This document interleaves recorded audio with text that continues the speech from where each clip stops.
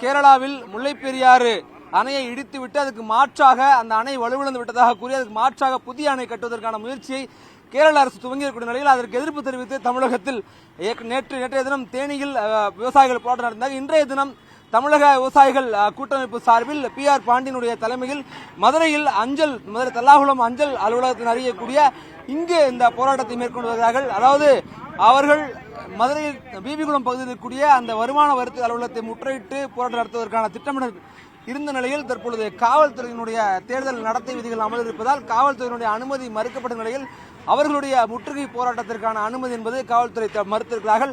அதனைத் தொடர்ந்து அவர்கள் இந்த அஞ்சல் அலுவலகம் அருகே குழுமியிருக்கிறார்கள். இந்த இடத்திலேயே அவர்களுடைய போராட்டம் நடத்துவதற்கான முடிவுகளை எடுத்துக் கொண்டிருக்கிறார்கள். தொடர்ச்சியாக முல்லைப்பெரியாறு அணையை இடித்துவிட்டு மாற்று அணை கட்டுவதற்காக கேரள அரசினுடைய விண்ணப்பத்தை மத்திய சுற்றுச்சூழல் அமைச்சகம் நிராகரிக்க வேண்டும், முல்லைப்பெரியாறு அணையினுடைய உயரத்தை அதிகரிக்க வேண்டும் போன்ற பல்வேறு கோரிக்கைகளை முன்வைத்திருக்கிறார்கள். பேசுவோம். சார் என்ன பிரச்சனை போராட்டத்தினுடைய நீங்க முற்றுகை போராட்டம் வருமான வரித்துறை அலுவலகத்தை மத்திய அரசுக்கு எதிராக முற்றுகையிட வேண்டும். முல்லைப்பெரியாறு அணை வலுவாக இருக்கிறது.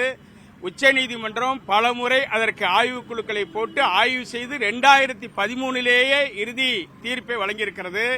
அதனைத் தொடர்ந்து 2022 உடனடியாக 152 அடி கொள்ளளவு தண்ணீரை உயர்த்துவதற்கு பேபி அணையை பலப்படுத்த வேண்டும், மின்சார இணைப்பு வழங்கப்பட வேண்டும், பேபி அணை பழுது பார்ப்பதற்கு கட்டுமான பொருட்களை கொண்டு செல்வதற்கான சாலைகள் அமைக்கப்பட வேண்டும், பொறியாளர்கள் தன் விருப்பத்திற்கு அணைகளுக்கு சென்று பராமரிப்பு பணிகளை நிர்வாக பணிகளை மேற்கொள்வதற்கு அனுமதிக்க வேண்டும்.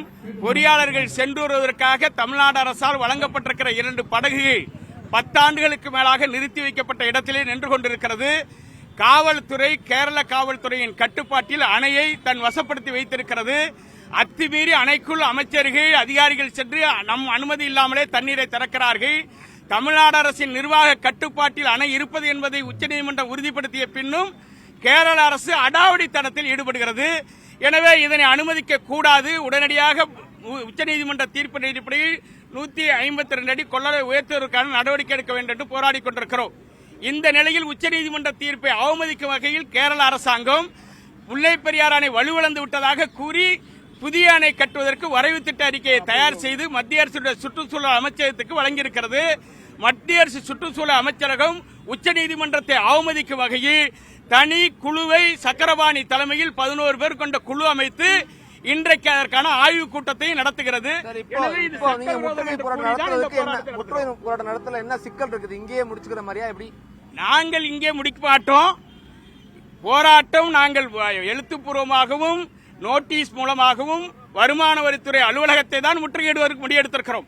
காவல்துறை போராட்டம் நடத்துவதற்கு போஸ்ட் ஆபீஸில் நடத்துங்கள், நீங்கள் நேரு சிலைக்கு முன்னால் நடத்துங்கள் என்று சொல்லுகிற இந்த நடவடிக்கை என்பது சட்டவிரோதமானது. காவல்துறை ஜனநாயக போராட்டங்களை அனுமதிக்க முதலமைச்சர் முன்வர வேண்டும்.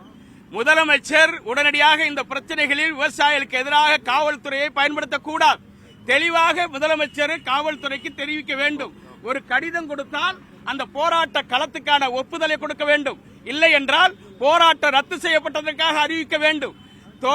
தொடையுங்கிள்ளி தொட்டியும் ஆற்று நடவடிக்கையில் தமிழ்நாடு முதலமைச்சர் ஈடுபடுவார் என்றால் அதற்கு முல்லைப்பெரியாரையும் அபகரிப்பதற்கு கேரளாவிற்கு துணை போகிறார். அதை எதிர்த்து போராடுகிற விவசாயிகளையும் ஒன்றுபட விட மாட்டேங்கிறார். காவல்துறை வைத்து அச்சுறுத்துவது எந்த வகையில் நியாயம் என்றுதான் இன்றைக்கு காவல்துறையோடு வாக்குவாதம் செய்து கொண்டிருக்கிறோம்.